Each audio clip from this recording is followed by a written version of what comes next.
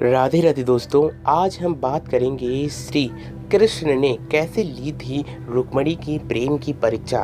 तो शुरू करते हैं एक नई वीडियो के संग। हम हाजिर हो गए हैं। तो आप लोगों से एक रिक्वेस्ट रहेगी, आप लोग अगर हमारे चैनल पर पहली बार आए हो तो ज़रूर सब्सक्राइब करें ताकि आप लोगों को श्री कृष्ण से जुड़े हर सीक्रेट्स आपको देखने को मिल सके हमारे चैनल पर। तो शुरू करते हैं यह गाथा उस समय की है जब श्री कृष्ण की विवाह वगैरह सब कुछ हो चुका होता है। यहाँ तक कि 16,108 पटरानियों के संग श्री कृष्ण रहते हैं और बहुत ही ज़्यादा आनंद के संग उनका द्वारिका में निवास हो रहा होता है। इसी बीच में श्री कृष्ण को एक नटखटता प्रकट होती है और वह सोचते हैं कि रुक्मिणी को इतने वर्ष हो गए मेरे संग रहते हुए, लेकिन रुक्मिणी ने मुझसे कुछ भी नहीं कहा और ना ही कुछ वह मांगती है, इसलिए रुक्मिणी को आज सताना चाहिए। और यह बात को सुनते हुए जब श्री कृष्ण द्वारिकाधीश पहुँचते हैं रुक्मिणी के महल में, और रुक्मिणी के महल में पहुँचते ही रुक्मिणी जी दौड़ी भागती हुई आती हैं और कहती हैं कि मेरे प्राणों के दाता श्री कृष्ण आ गए हैं और उनका मुझे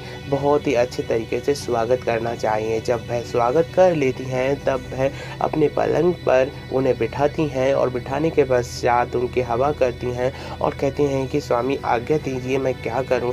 तब श्री कृष्ण कहते हैं कि तुम मेरे पास बैठो तो आकर मैं तुमसे कुछ पूछना चाहता हूँ।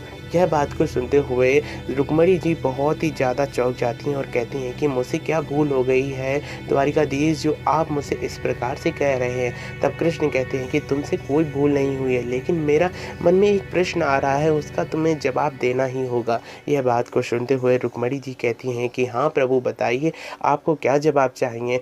तब श्री कृष्ण यही कह देते हैं कि आपने मुझसे विवाह क्यों किया। मैं ग्वालिया हूँ और यहाँ समुद्र में छिपकर रहता हूँ, द्वारिका में किसी शत्रु से छुपकर रहने वाला, और एक तो मैं रणछोड़ हूँ। तुमने मुझे क्या देखकर पसंद किया कि मैं तुमसे विवाह करने के लिए राजी हो जाऊँ। कहाँ तुम राजकुमारी थी, तुम्हारे स्वयंवर में शिशुपाल तक आया था, शिशुपाल के संग तुम्हारा विवाह भी तय हो चुका था, लेकिन तुमने मुझे ही क्यों चुना।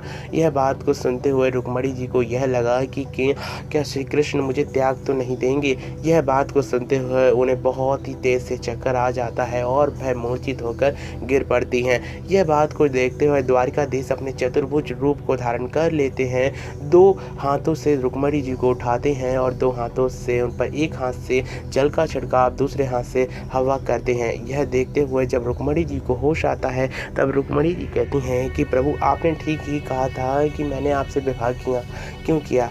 मैं आपको सही तरीके से उत्तर देती हूँ। मैंने विवाह इसलिए किया क्योंकि मैं हमेशा के लिए कभी भी किसी पुरुष से दृष्टि नहीं मिलाती थी। दूसरी बात, मैं ऐसे वर को क्या चुनती जो जिए और मर जाए, मृत्यु और जन्म का जिसके संग फासला हो। यह बात को सुनते हुए श्री कृष्ण कहते हैं कि अच्छा और भी बताओ।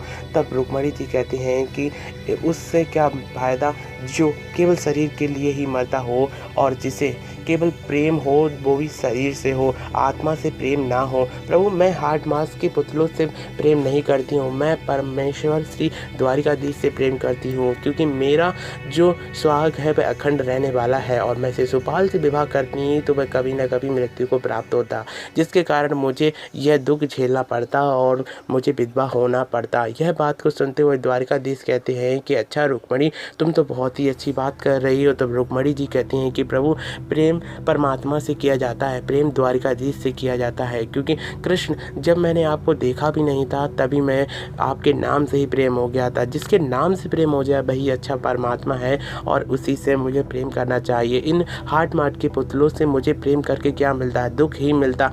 अभी सुख मिल जाता लेकिन बाद में मुझे दुख ही मिलता। मुझे ऐसे वर को चुनना चाहिए था जो अखंड हो, कभी जी मरे ना। यह बात को सुनते हुए द्वारिकाधीश कहते हैं कि रुक्मिणी सच में तुम मुझसे अखंड प्रेम करती हो। और इस बात गाथा से यह सिद्ध होता है कि रुक्मिणी जी स्वयं श्री कृष्ण से प्रेम करती थी, क्योंकि वह माँ लक्ष्मी का अवतार थी और लक्ष्मी के अवतार में स्वयं नारायण को वर्णन ना करें ऐसा कभी हो सकता है। इसलिए आप लोगों से रिक्वेस्ट करेंगे कि अगर आप लोग हमारे चैनल पर पहली बार आए हो, अगर गाथाएँ सुनना चाहते हो तो प्लीज़ चैनल को सब्सक्राइब कर ले। तो thank you for watching this video and Radhe Radhe.